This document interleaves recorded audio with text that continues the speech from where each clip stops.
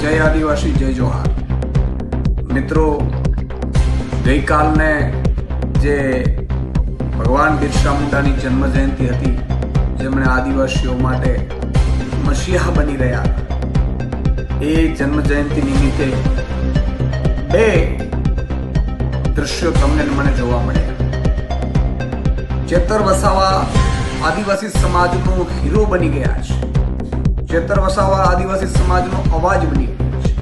ઉમરગામથી લઈને અંબાજી સુધી દરેક આદિવાસીના દિલમાં ચેતર વસાવા છે.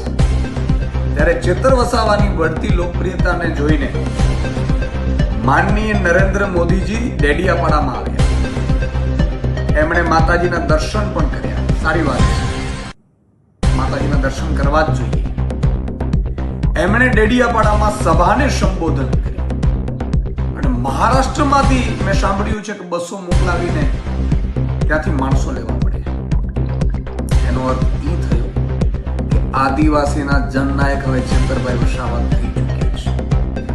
જે રીતે બે પિક્ચર જોયા, એક બાજુ સરકારી બસો, સરકારી તંત્ર, કલેક્ટર, અધિકારીઓ, મામલતદારો, તલાટીઓ બધાને લગાડી દીધા, છતાંય માણસો ન થયા માનનીય પ્રધાનમંત્રીની સભામાં. અને એક બાજુ સ્વયંભૂ ચેતર વસાવાના જે નેતૃત્વમાં એમની આગેવાનીમાં જે જયંતિ ઉજવવાનું નક્કી કર્યું અને લાખો લોકો જોડાયા, એ બતાવે છે કે આદિવાસી સમાજ જાગૃત થઈ ચૂક્યો છે.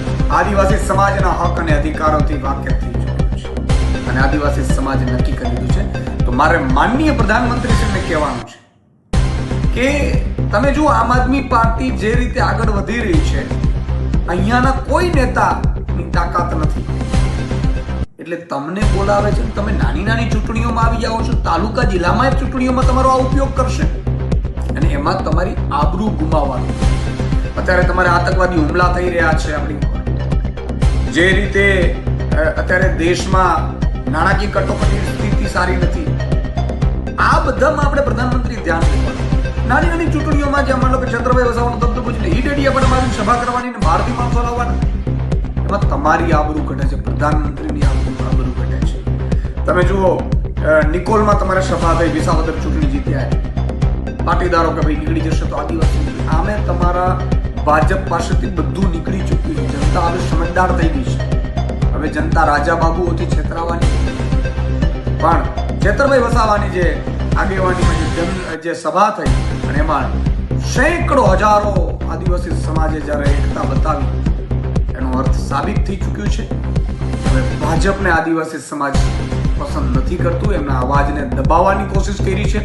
30 વર્ષમાં આદિવાસી સમાજને જેટલું લૂંટવાનું હતું, જળ, જંગલી, પૈસા એક્ટ, અનુસૂચિત 5, આ બધામાં ભાજપે લૂંટી લીધા છે અને એનો અવાજ ચેતર વસાવા બન્યા છે. એના કારણે સ્પષ્ટ સંદેશો ગયો છે કે હવે આદિવાસી સમાજ ચેતર વસાવા અને આમ આદમી પાર્ટી સાથે છે. જય જોહાર, જય આદિવાસી.